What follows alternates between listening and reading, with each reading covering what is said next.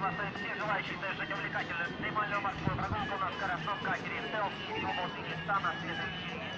Следующий рейс состоится в 18 часов 20 минут. Стоимость билета 10 рублей. Приглашаем всех желающих. У вас незабываемые впечатления. Море драйва и адреналина.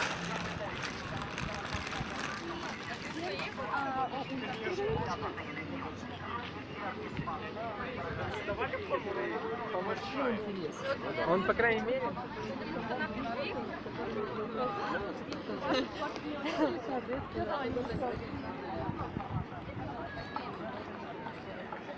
Дали женскую, она подошла. Я сказал, да нет, сразу второй.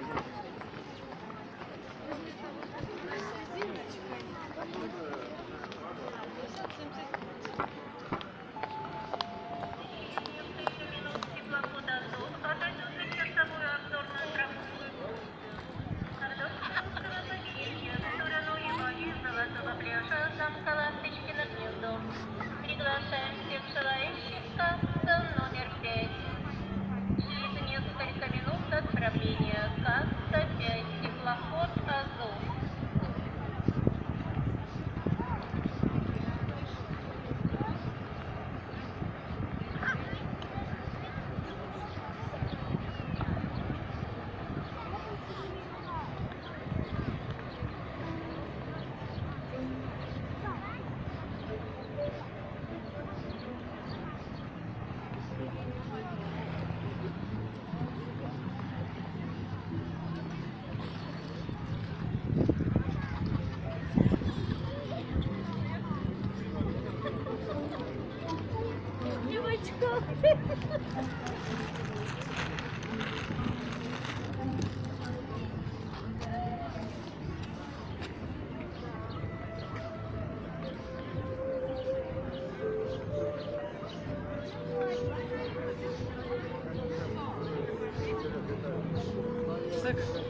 Сколько много проблем?